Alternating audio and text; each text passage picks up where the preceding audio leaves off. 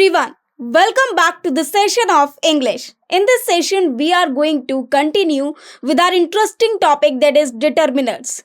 We have started this topic in our earlier session. This is part 2 now. What we are going to do over here, we are going to discuss in this session group A determinants and group B determinants. Well, we have already learned the definition and concept of determinants. I told you that determinants are actually the qualifiers or the modifiers of a noun. Now they can be either article. Now let us take this pen.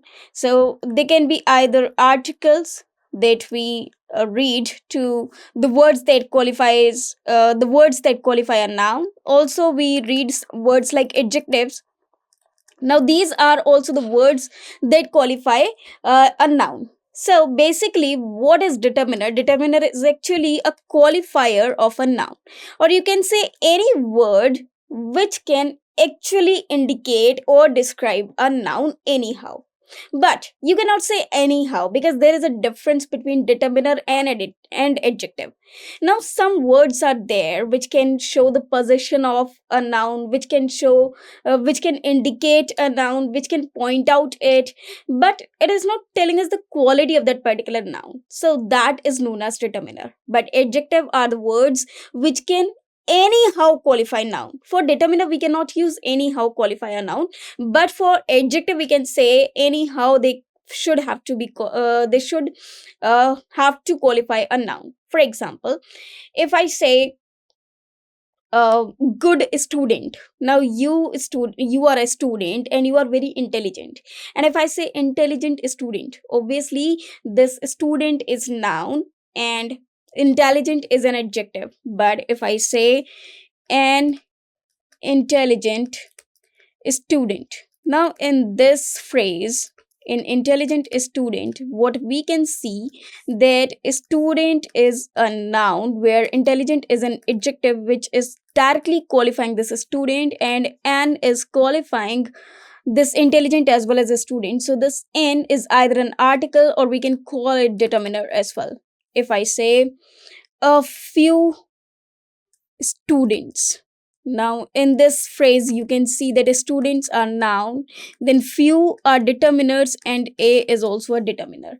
So we can have various combinations of determiner plus adjective plus noun, determiner plus noun.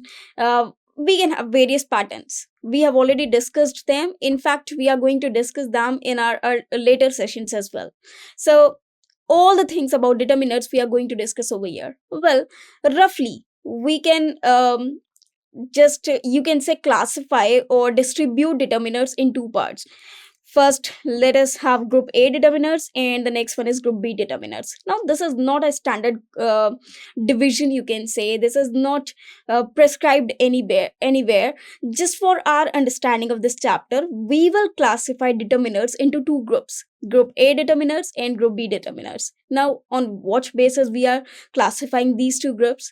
First one is group A determiners, in which we are going to study those determiners with which we cannot use of, or there is another thing as well. For example, with group A determiners, what we are going to do, we will just read the determiners which just indicate noun.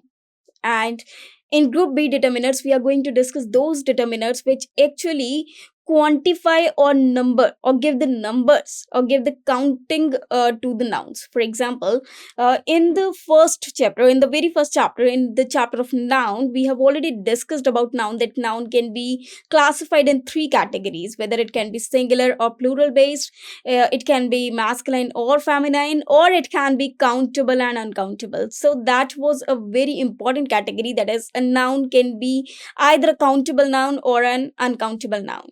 So we have already discussed this, that countable nouns are the nouns that can be counted in terms of 1, 2, 3, 4, and so on. But uncountable nouns are those which can be measured but which cannot be counted in terms of 1, 2, 3, and 4. So those were uncountable nouns. And in the last session of determinants, I told you about definite and indefinite nouns as well. So that was the category of countable noun.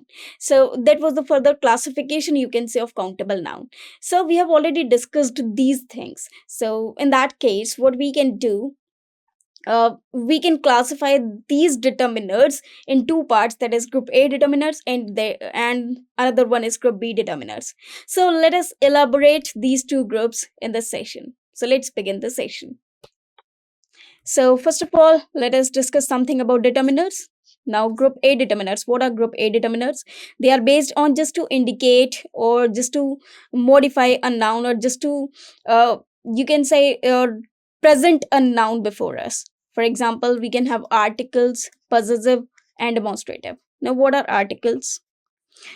Concept 1. Group A determiners. First one is articles. Articles are a and the. We know well that articles basically classify the noun on the basis of its definiteness or indefiniteness. It means it can make the noun either definite or indefinite. It can make the noun either specific or non-specific, particular or non-particular.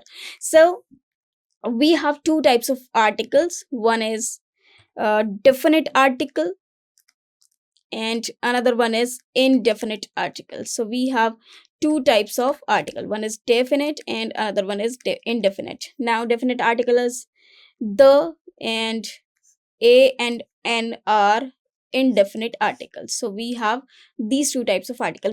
We'll elaborate these in our later sessions, or in the session only, but later on. Now we have possessive determinants. What are possessive determinants? That show the possession of something or the ownership of something. As I told you in our earlier session as well, that possessive case is divided into two parts, that is, either it can be a possessive adjective or a possessive pronoun. But now here, as we are going to describe noun, as we are going to qualify this noun, so a word which can qualify noun is generally an adjective only. But a pronoun replaces noun. It does not, you can say, qualify noun, but it just replaces noun.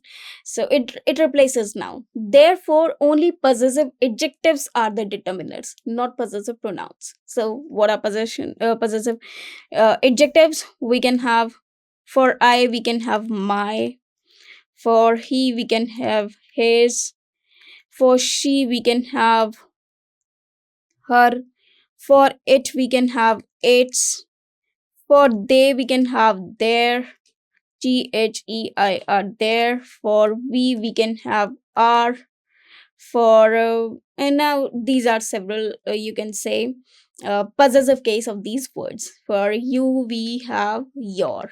So your is a possessive case. Now yours is also a possessive case, but that is possessive pronoun. But here, just to make a determiner, we need only possessive adjectives, not pronouns. Well, here you can see my, our, your, his, her, its, one's, whose. These are the possessive case. Now one's is actually the possessive case of one, and whose is possessive case of who. So who is a nominative case, and whom is an objective case, and its possessive case is whose. So whose shows, whose is actually an interrogative possessive word. For example, if I say whose pen is this, so I'm asking over here about the possession or the owner of this pen. So I can use whose. So that is basically an interrogative but possessive adjective. Now, this is because also used as relative pronoun, but that is the case of pronoun. Here we are going to just study about adjectives, because only adjective can be followed by a noun, but pronouns are generally replaced with noun, or you can say nouns are generally replaced with pronoun. Now let us move to the next one. Demonstrative. Now demonstrative is, again, a demonstrative case can be of two types. One is demonstrative adjective and another is demonstrative pronoun, but here we are going to discuss only demonstrative adjective, because we are going to qualify noun. So only an adjective can qualify it. So demonstrative adjective. So here we are going to discuss about demonstrative adjectives. There is this, that, these, those, as you can see over here. This uh, and that can be used with singular noun and singular verb, whereas these and those can be used with plural noun and then after that plural verb. So this is how we can use these structures. Now let us move to the next one. So here we just got an idea about this categorization of group A determiners. Now we'll discuss group B determiners. Now what are group B determiners? Group B determiners are generally based on any number or quantity in which a noun can be classified into further two parts, that is either countable category or uncountable category. So in this we are going to discuss these two categories of a noun. That is, a noun can be classified on the basis of its numbers or its measurements. That is, a noun can either be countable or uncountable. Now let us see some words. Some, any, each, every, all, both, no, either, neither, much, many, little, few, more, most, several, both, other, another, any other. So these are the words which can be used as quantifiers, or you can say they can modify, or they can indicate a noun, or they can you can say qualify a noun in terms of whether it is countable or uncountable. They can show the number of noun, they can show the quantity of noun, they can show the amount of that particular noun. Now let us elaborate this. So first we'll discuss group A determinants in detail. So first we have articles used to specify the definiteness of the noun. The is used when talking about the specific items that both the speaker and listener are aware of. So first we have definite article, and definite article is the. So definite article, and this is the. What does it mean? Basically, the is used when talking about some noun which is specific, and A and N are used when the exact item is not specified. So we can have a noun whether it can be specific or not specific or non-specific.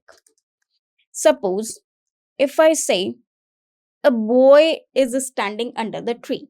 So that can be any boy. I don't know. I just can see that that is a boy, but who is he? It is not my part. I don't know who he is. I can just say that he can be any boy. So I can just say that a man is standing over there or a boy is standing over there. But if I say the boy who is standing over there is my brother, now that boy is particular because he is related to me. I know. I'm talking about that particular boy and I know who he is.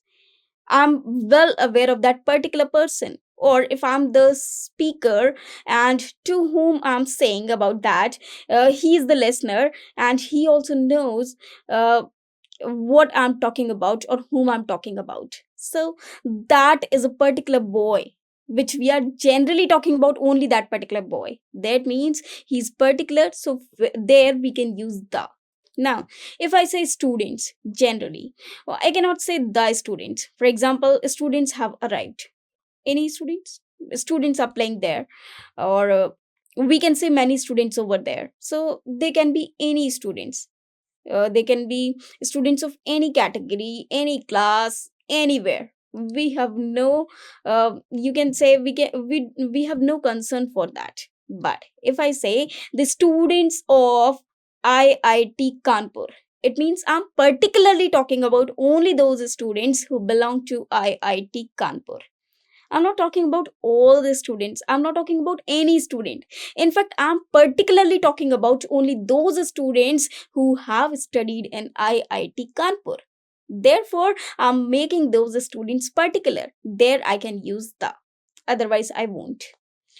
Uh, Now, in case of a and n, for example, a and n generally used only with singular noun and with anything. So when we are going to discuss this entire chapter in detail in our later sessions, we will I will discuss this with you in detail. Now let us move. First, we have definite article, that is the, and indefinite article a and n. Now we have possessive determiners. These indicate ownership or association. For example, my, your, his, her, its are there. And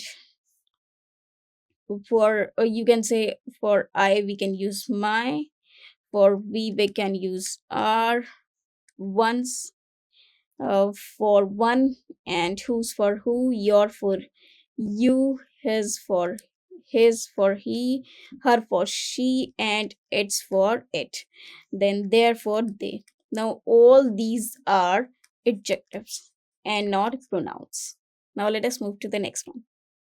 Possessive determinants, these show ownership or association, agree number and sometimes gender with the nouns they modify, are different from possessive pronouns. They are different from possessive pronouns because uh, basically possessive determiners or possessive adjective, they qualify noun, but possessive pronoun, they will replace noun, they will not qualify it. How? Let us see some example. Suppose I say this is my book. I can also write the sentence like this book is mine. Now, if you look at these two sentences carefully, you may have an idea that book is a noun and my is an adjective because it is qualifying this book. Also, it is a determiner because it is an adjective. But if I say this book is mine, now the meanings of these two sentences are same, or the meaning is same. Uh, but if I say this book is mine, now mine is a possessive case. This is possessive pronoun. But is it qualifying a noun? Have we, do we have used noun after it? No, not at all. Though it is just saying that yes, of course this book is my, but here I'm not showing it. I'm not using noun after it. I know that this is my book. This book belongs to me. But here I'm not using that particular noun after it. It is not qualifying a noun directly, but it is replacing this.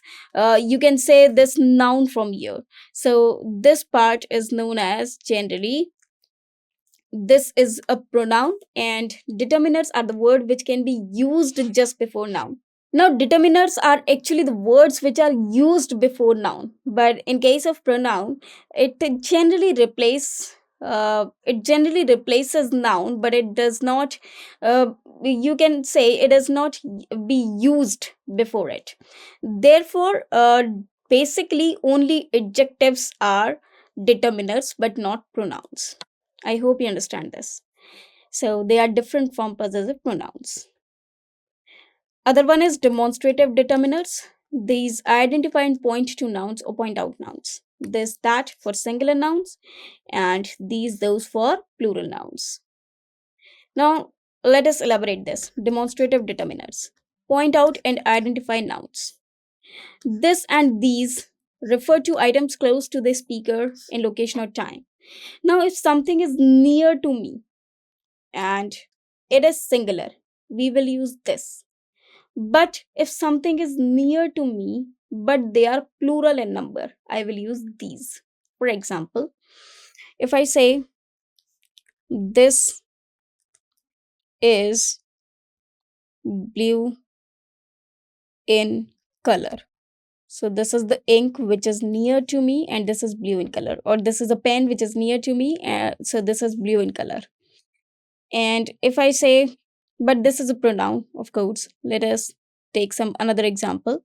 Well, this sentence is absolutely correct, but here this is not an adjective or this is not a determiner. So let us take an example of determiner only. This pen is blue in color. Now, here you can see that here it is written pan, which is noun, and this is an adjective or a determiner. Now, if I say these students are doing their work, are doing their homework. Now, let us see these two sentences carefully. Uh, Now let me change my color of the pen actually. Well, this pen is noun, and this is indicating that I'm talking about only this pen. So and this pen is singular. This is singular noun. So this is a demonstrative adjective. Moreover, we can call it determiner, and this is used with singular. So I'm using singular verb as well.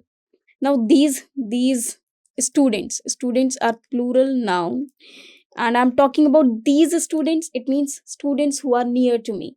So these is used for plural as well as for the things which are close to me or near to me. But if I say that and those refer to items farther away from the speaker, it means if we are talking about some items or some things or some you can say some anything which are far from us, far away from us. How? If I say those mountains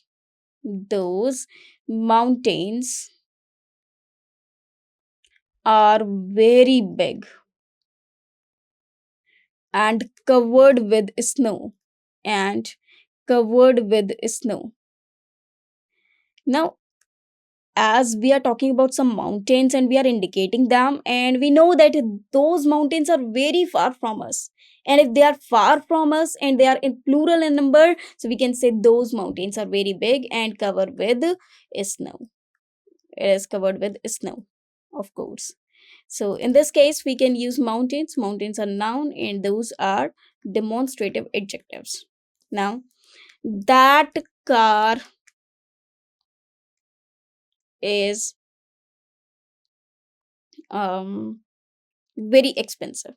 So I'm indicating some car and I'm saying that that car is very expensive, or that is my favorite car. So I'm talking about that car which is not near to me, and that car is singular. So I can use the word that to show something which is far from me, also which is singular in number. So this is how we can use demonstrative determiners. Now let us move further.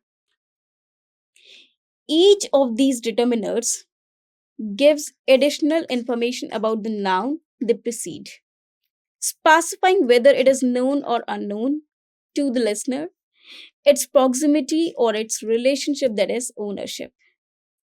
So these are group A determiners. Now let us move. Now we'll discuss group B determiners. Now, what are group B determiners? Basically, group B determiners are those determiners which actually um classify the number on the basis of countable and uncountable. Also, which can make the noun definite or indefinite, or make it quantify it. It means it will give the noun a classification on the basis of number or the amount, or a categorization which can make the noun countable, uncountable, definite, or indefinite. How? Basically, it is finite or infinite, not definite or indefinite, but making a noun finite and infinite. So, countable and uncountable. Now, let us discuss this first. So, it is countable or uncountable. Now, let us move further. First of all, we have quantifiers. So, in this group B, we will have quantifiers. These provide information about the number or quantity. Examples: some, any, many, much, few, little, a lot of, several, enough, all, both, half, each, every, either, neither. So we can also have distributive adjectives over here. Now, there are some things that we should keep in mind. One thing. First, we'll discuss that. So let us take another screen. Now let us see over here. Suppose we have a noun. Let us take this chalk. So this noun can be further classified into two parts. That is, either a noun is countable or a noun is uncountable. It means we can count nouns on the terms of or in the terms of 1, 2, 3, and so on. And also that is 1, 2, 3, and so on. We can also measure it, but we cannot count it in terms of suppose kilo, liters, etc. So we can have some several measuring units also. So there is a category of a noun that it can be either countable, which can be counted in terms of 1, 2, 3, and 4, anything. Now suppose we have students, so we can count the students, that is 1, 2, 3, 4, 5, and so on. That I can say that there were 10 students in the class, so I can count them. Therefore, I'm saying 10 students. Now I can also say that I have two pens, or I can say that there are many stars in the sky. I can also say that there are seven stars in Ursa Major, or there are seven stars in Saptarishi, for example. So we can count them. Therefore, we are saying that the stars are countable because they can be, you can say, classified into, because they can be divided in terms of 1, 2, 3, 4, and so on. But if something is uncountable, it means it cannot be counted in terms of 1, 2, 3, 4, and so on.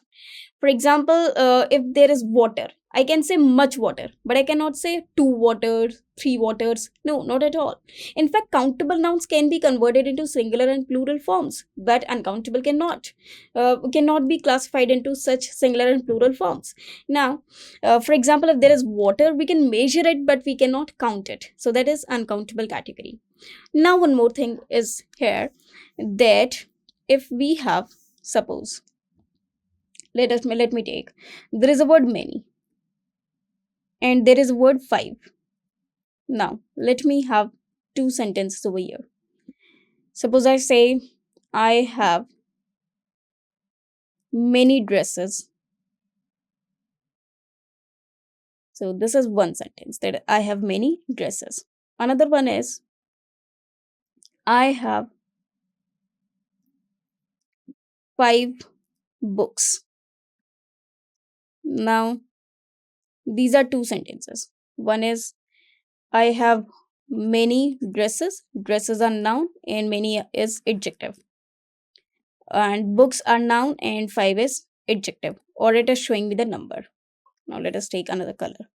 So what we are saying over here, what I want to just make you explain, that books, they are countable. Dresses, they are also countable. Now here I'm particularly saying that I'm talking about five books only.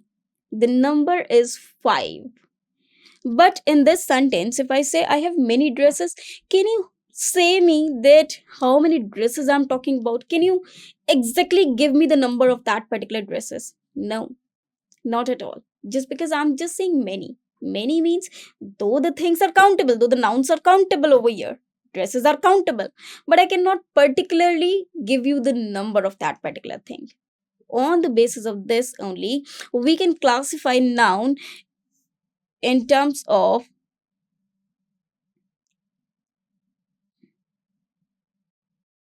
how, in terms of finite and infinite. Now in case of finite, what we get exact number of something. But in case of infinite, we know that the nouns are countable, but we do not get exact number of something. We do not get exact number of something, but in case of finite, we get exact number of something. So 5 is finite, whereas many is infinite, though both of these are countable. Still they can be classified further into finite or infinite. Now let us get back. So here, as we have learned that some, any, many, much, few, little. So all these nouns, all these determiners, they are just followed by a noun that can that noun can be either countable or uncountable, or it can be further classified on the basis of finite or infinite numbers. Now let us move to the next one. Again, we have quantifiers. They express quantity or amount in relation to nouns. They can be used with both countable. Now, let us again have this. They can be used with both countable, example cats, books, and uncountable nouns, example water, advice. Though some quantifiers are specific to one or the other. Examples: we use many for countable nouns, for example, many apples, and much for uncountable nouns like much water. So, for stars, we can use there are many stars in the galaxy, but for milk, we can only use much milk, much money, much food. So, with uncountable nouns, basically we use much, and for countable, we use many. There are many more words like this. For example, we have a word several. So several can be used only with the countable, but with uncountable, if we have little, so it can be used only with uncountable. If we have few, that can be used with countable. And there are some more words like some. Suppose we have a word some. Now some is a word which can be used with both the nouns, countable nouns as well as uncountable nouns, but there is a condition that if the noun is countable and it is preceded by some, so this countable noun should be plural only, whereas uncountable nouns are always considered singular only. Now, so these are some things that we should keep in mind while we are framing sentences or while we are forming sentences with the help of these words. Now, if some say, for example, if there is only one apple, and I'm saying that some apples, it is fine. If there is only one apple, I'll say one apple. Now, some apple. So, some part of that apple can be said, not some apple. We can say some part of that particular apple. Okay. So, in this manner, we can use these determiners on the basis of numbers or amount or quantity of a noun. Now, whenever we have a preposition of, can we use preposition of everywhere? No. We have group A determiners and group B determiners. Now, with group A, we cannot use of. For example, a boy. Now, I cannot say of a boy. No. A boy. Of what does of do? Of basically creates a part. It creates a part of something. For example, if I say one of you, it means I'm talking about one person of your group. So it means of is just making the part of your group. Or if I say wood of this table, so I'm talking about this relation of this wood with this table. So I'm using the phrase wood of your table. So I cannot say a boy of, I cannot say these of boxes. No, or of these boxes. Yes, of course, of these boxes can be said, but there must be something before it as well. But I cannot say these of boxes. No. His car is fine. I cannot say his of car. Their books is fine. We cannot say their of books. So we cannot use of with group A determinants generally. But what happened with group B? Of can be used in case of group B determiners. We can use preposition of provided it should be followed by group A determiners. Now, this is very, very important. If we want to use of in group B determiners, we should use group A determiners as well. For example, now here we have group B determiners. Now we know well that group B determiners are, suppose, some, and group A determiners are the.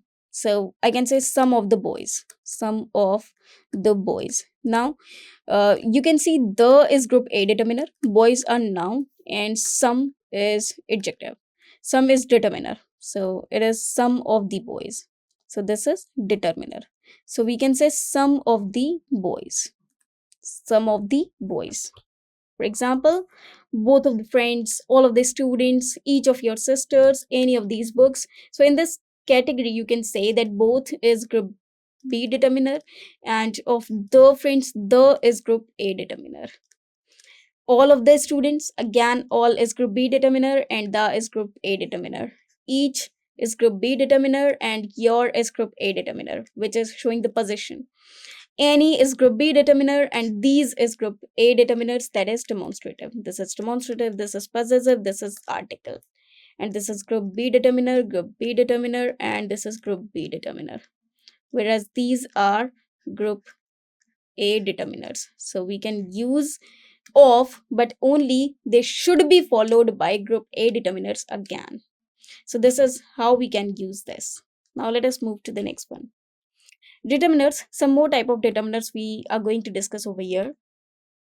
Interrogative determiners. These are used with nouns to ask questions. Examples: which, what, whose. So whenever a determiner is used to ask questions, and one more thing, they should be followed by noun. That is most important thing. They will be determiners. For example, these determiners introduce questions: which and what can be used to ask about things or people.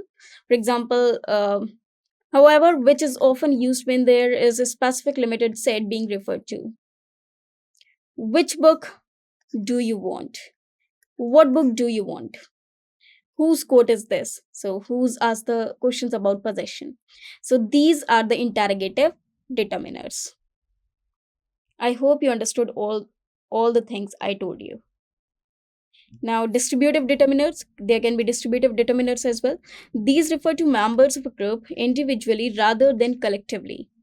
Each, every, either, neither. So these are distributive determiners. Well, we are going to elaborate these determiners in detail later on. Distributive determiners, these determiners are used to refer to members of a group individually. For example, each, if there are 5 members in a group and I'm saying each has a pen, it means I'm talking about each and every person of that group. I'm talking about every person individually. I'm talking about all the 5 persons individually, they have pens. So each refers to individual members of a group, emphasizing one at a time. Each student received a prize. It means each and every student has received the prize. Suppose there are 5 students, suppose A, B, C, D, E. So all. A has also got the prize, B has also got the prize, C has also got the prize, D has also got the prize, and E has also got the separate prize. So here we are talking about each and every person of that group individually. Every also refers to all members of a group but sees them as collective. Every student knows the rule. Either and neither are used, specifically used with two. Now, either and neither can be used only for two things, now, or 2 persons. When we talk about 2 persons only, we can use either or neither.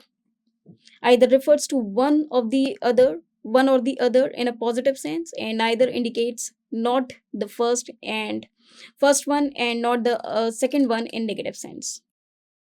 Examples: you can have either chocolate or vanilla. So you have two options, either chocolate or vanilla. So you have only two options. And if I say neither option is appealing to me, it means I don't like any of these. So, or either of the two. It means I have two options, but I rejected both. So there I can use neither. So basically what happens, either is used in positive sense and neither is used in negative sense.